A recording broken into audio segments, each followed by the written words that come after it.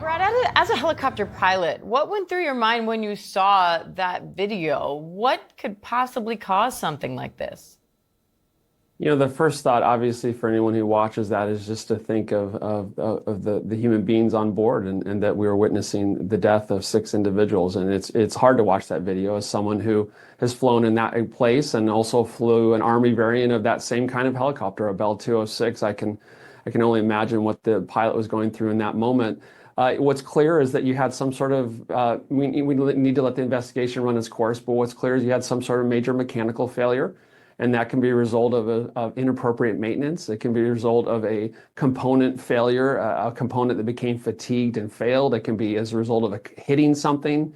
It can be a result of engine problems or transmission problems. There's all kinds of possible explanations for this, but this was a catastrophic failure. And I'm sure the NTSB will be looking at the maintenance logs, and they're going to be looking at all the elements of the helicopter that are pulled out of the river. And those two things, I think, will probably give them, and they really are true professionals, an insight into why this happened. And this is a very common helicopter, so it's important that we learn what happened so that everyone else flying that helicopter can learn the appropriate lessons. Aaron, what more do we know about the family on board? Family of 5 visiting from Barcelona. The father, Agustin Escobar, was an executive with Siemens, and in the last several minutes we've heard from the company just saying how deeply saddened they are. His wife, celebrating a 40th birthday on this trip to New York, also worked at Siemens. The couple had 3 kids, ages 4, 8, and 10. The 8-year-old's birthday would have been today, so the family was celebrating a couple of different milestones on this trip to New York when they boarded this sightseeing helicopter.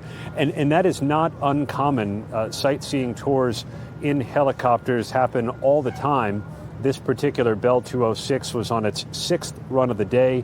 It's 21 years old. The operator, New York Helicopters, has a pretty good track record over the last 30 years of operation. Such a tragedy. So, Brad, what can be done to prevent something like this from happening again? And if you're a pilot, can you even train for this?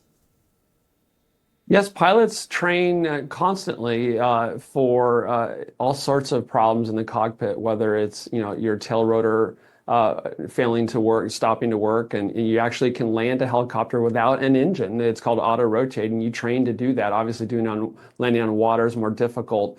But all that's kind of irrelevant, obviously, if you lose your main rotor and your tail rotor. And so that's going to be a key question for NTSB is why did we have a separation of the main rotor and the tail boom and tail rotor? I mean, this is truly a catastrophic failure that we witnessed where we had a breaking apart long before it hit the water. So again, you want to look at the maintenance logs to see if maintenance was done properly, and then you want to examine very closely each of the components. And there's a sense of urgency to this, as I've said, because this helicopter, this type of helicopter is used for tour groups, for hospitals use this type of helicopter, VIP transport. There's all kind, and it's flown around the world. So it's really important we understand, is this an anomaly, or are there broader concerns related to this helicopter? I suspect it's the former, but we need to confirm that. All right, Chief Investigative Correspondent Aaron Katursky, former Black Hawk pilot Brad Bowman, thank you both.